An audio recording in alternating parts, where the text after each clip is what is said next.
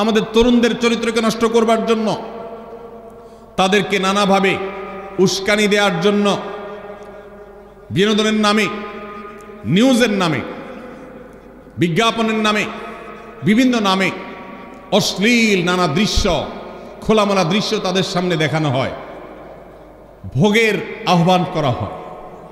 ইসলাম বলে, হে মুসলিম তরুণ, তোমার চোখের এরিয়ার মধ্যে কোনো পরনারী, কোনো সুন্দরী নারী পড়ে গেছে, তুমি আঁচ করতে পেরেছ, সাথে সাথে তোমার দৃষ্টিকে তুমি নিয়ন্ত্রণ করো, অবনত করো।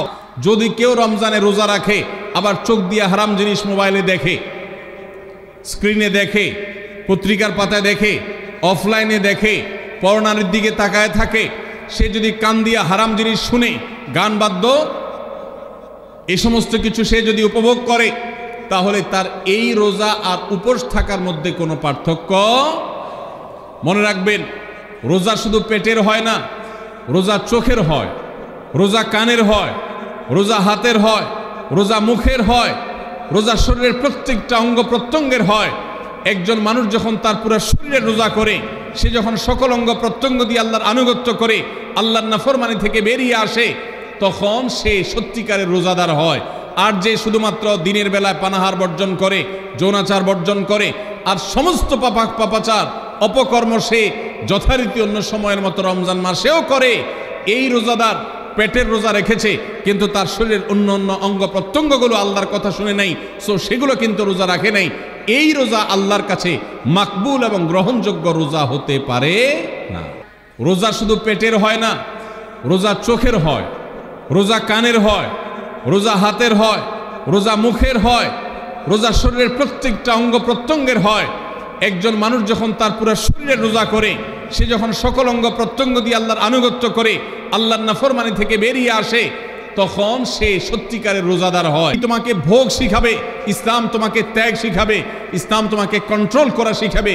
আমাদের তরুণদের চরিত্রকে নষ্ট করবার জন্য, তাদেরকে নানাভাবে উস্কানি দেওয়ার জন্য, বিনোদনের নামে, নিউজের নামে, বিজ্ঞাপনের নামে, বিভিন্ন নামে অশ্লীল নানা দৃশ্য, খোলামেলা দৃশ্য তাদের সামনে দেখানো হয়, ভোগের আহ্বান করা হয়। ইসলাম বলে, হে মুসলিম তরুণ, তোমার চোখের এরিয়ার মধ্যে কোনো পরনারী, কোনো সুন্দরী নারী পড়ে গেছে, তুমি আঁচ করতে পেরেছ, সাথে সাথে তোমার দৃষ্টিকে তুমি নিয়ন্ত্রণ করো, অবনত করো। কুল্লিল মুমিনিনা ইয়াগুদ্দু মিন আবসারিহিম ওয়া ইয়াহফাযু ফুরুজাহুম, আল্লাহ বলেছেন, হে রাসূল বলে দিন ইমানদার পুরুষদেরকে, তারা যেন তাদের চোখগুলোকে নামিয়ে রাখে, তাদের সম্ভ্রমকে তারা সংরক্ষণ করে। মনে রাখবেন, যা খুশি তা করতে পারা এটা যোগ্যতা নয়। নিজেকে নিয়ন্ত্রণ করলাম, যা খুশি তা করব না, এর নাম হলো যোগ্যতা। ডায়রিয়ার রোগী ডাইরেক্ট হয়ে যায়, যা খুশি যে করে, নিজের মন যেদিকে তাকে নাচায় সেদিকে নাচে, এই লোকটা অসুস্থ মানুষের মতো। আর মুসলিম যুবক, মুসলমান মানুষ, নারী পুরুষ, সে নিজেকে নিয়ন্ত্রণ করে। আল্লাহ এটা হারাম করেছেন, আমার মন চায়, চাইলেই আমি সেটা নিতে পারি, কিন্তু আমি নেব না। আমি একটা জিনিস ধরতে পারি, আল্লাহ হারাম করেছেন, সেজন্য আমি ধরবো না। এই শিক্ষাটা রমজান আমাদেরকে দেয়। অতএব রমজানের সবচেয়ে গুরুত্বপূর্ণ আমল হলো এই 10 নম্বর আমল, সেটা হলো পাপাচার বর্জন করা।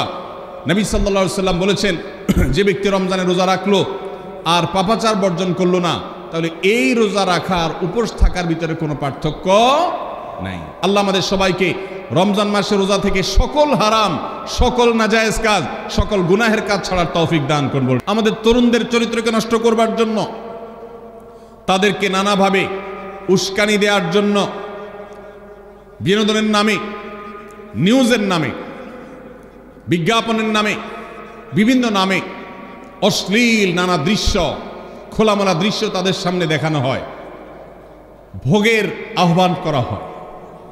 ইসলাম বলে, হে মুসলিম তরুণ, তোমার চোখের এরিয়ার মধ্যে কোনো পরনারী, কোনো সুন্দরী নারী পড়ে গেছে, তুমি আঁচ করতে পেরেছ, সাথে সাথে তোমার দৃষ্টিকে তুমি নিয়ন্ত্রণ করো, অবনত করো।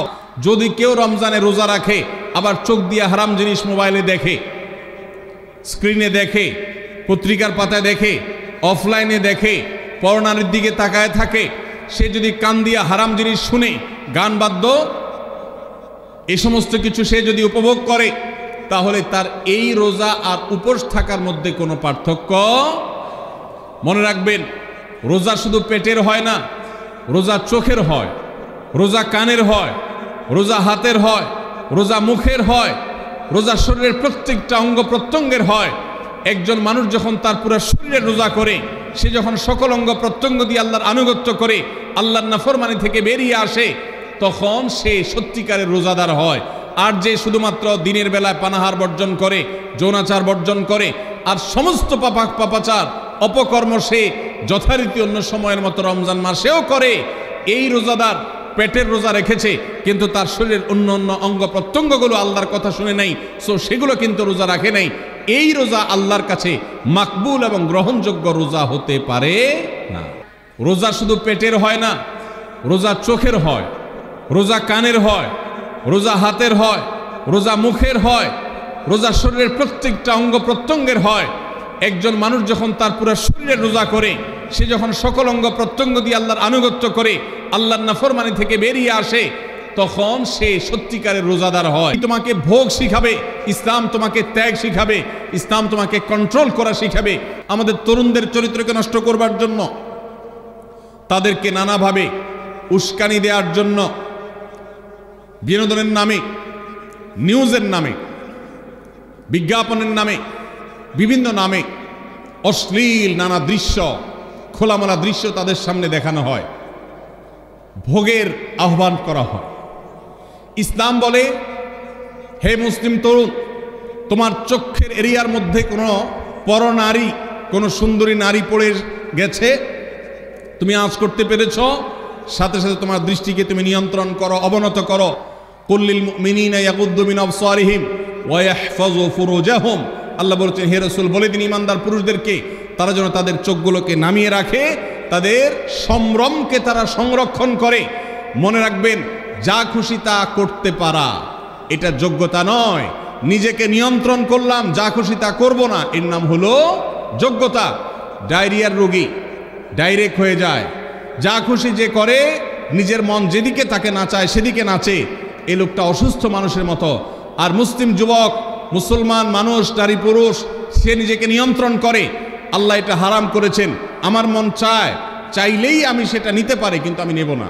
আমি একটা জিনিস ধরতে পারি, আল্লাহ হারাম করেছেন, সেজন্য আমি ধরবো না। এই শিক্ষাটা রমজান আমাদেরকে দেয়।